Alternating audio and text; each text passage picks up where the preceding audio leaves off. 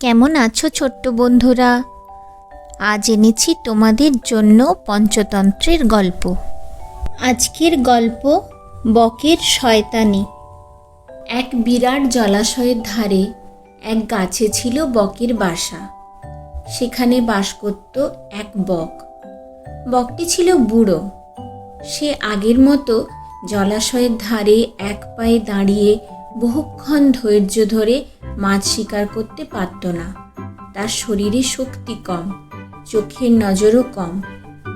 একরকম উপবাসেই দিন কাটছিল তার। বক তাই বাঁচার জন্য ফন্দি আঁটল। সহজে কি করে মাছ ধরা যায় তার ফন্দি। একদিন তাই গাছ থেকে নেমে জলাশয়ের ধারে বসে কাঁদতে লাগলো।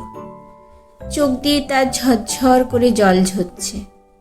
এমন সময় একটা কাঁকড়া যাচ্ছিল তার কাছ দিয়ে। কাঁকড়াটি জলে নামতে গিয়ে দেখল বকের চোখ দিয়ে জল ঝরছে। সে বলল, কেন কাঁদছো মামা? তোমার কি কোনো বিপদ? বক বলল, আমার বিপদ নয় ভাগনা, তোমাদের বিপদ। এই জলাশয়ের সব জলচর প্রাণীদের বিপদ। এক দৈবজ্ঞের কাছে শুনেছি কয়েক বছর অনাবৃষ্টি হবে।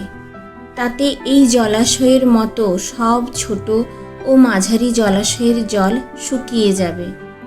জলের অভাবে মারা পড়বে জলের জীব। কাঁকড়া আতঙ্কিত হয়ে বলল, এ তো দেখছি মহাবিপদ। আমরা তাহলে বাঁচব কি করে? বকের কাছে এমন খবর শুনে কাঁকড়া তখনই জলাশয়ের সব প্রাণীদের সেই খবর শুনিয়ে দিল। মাছেরা তাই বিপদের খবরে ভীত হয়ে ছুটে এলো বক মামার কাছে। তারা কাঁদো কাঁদো হয়ে বলল, মামা, এখন আমাদের উপায়?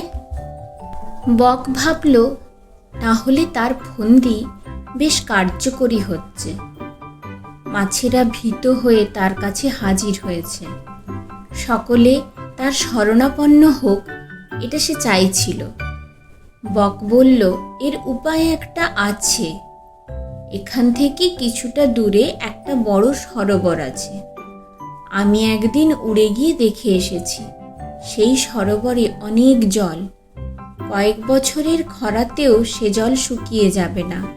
সেখানে তোমরা যাবে, ভয় কি? রুই, কাতলা, শিঙি, মাগুর, বোয়াল, ভেটকি প্রভৃতি মাছ সমস্বরে প্রশ্ন তুলল, আমরা যাব কি করে সেই সরোবরে? আমাদের পৌঁছে দেবে কে?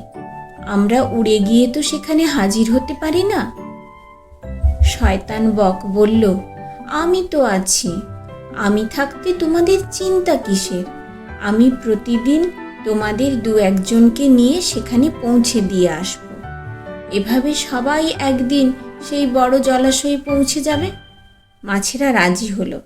বকও খুশি হলো। এখন বককে পায় কে? বক প্রতিদিন সকালে ও বিকালে দু একটি করে মাছ তার পিঠে চাপিয়ে নিয়ে যেতে লাগলো। কিছু দূরে গিয়ে এক পাহাড়ের চাঁয়ের উপর নেমে পড়ত। সেখানে বসে মাছকে আছাড় মেরে ঘায়েল করে তারপর উদরাস্বাদ করত। এইভাবেই প্রতিদিন চলতে থাকলো ভোজ। এতে মাছ শিকার করার কষ্ট নেই এবং ঝক্কিও নেই। এভাবে নির্ভাবনায় সে তার পেট ভরাতে থাকলো। একদিন কাঁকড়াটা বলল, মামা, আমাকে নিয়ে চলো সেই জলাশয়ে। প্রতিদিন মাছ খেয়ে খেয়ে বকের একঘেয়ে খাবারের প্রতি অরুচি ধরেছে। সে ভাবল, এবারে কাঁকড়া হলে মন্দ কি? বক বলল, বেশ, চলো তবে আজ আমার পিঠে চড়ে। তোমাকে আজ সেখানে রেখে আসি। কাঁকড়া বকের পিঠে চড়ে বসল। যাতে সে না পড়ে যায় সেজন্য শক্ত করে ধরে রইল তার দুটো দাঁড়া দিয়ে। বক কিছু দূর গিয়ে নামল সেই পাথরের চাঙড়ের ওপর। সেখানে পৌঁছে কাঁকড়া দেখল অসংখ্য মাছের কাঁটা ছড়িয়ে আছে চারিদিকে। তার আর কিছু বুঝতে বাকি থাকলো না। সে সহজেই অনুমান করল বকের শয়তানি। তবু মুখে বলল, মামা, এ কোথায় তুমি আমাকে আনলে? এখানে তো দেখছি চারিদিকে পাথর আর পাথর। তোমার সেই গভীর জলাশয় কোথায়? বক ক্রূর হেসে বলল, এই হচ্ছে সেই গভীর জলাশয়। তুমি বুঝতে পারছো না কেন?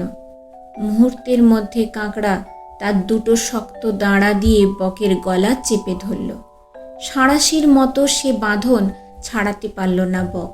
অল্পক্ষণের মধ্যে বকের মাথা কাটা পড়ল।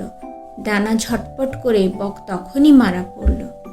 কাঁকড়া ফিরে গিয়ে এ খবর দিতে জলাশয়ের সকল প্রাণী আনন্দে নাচতে লাগলো।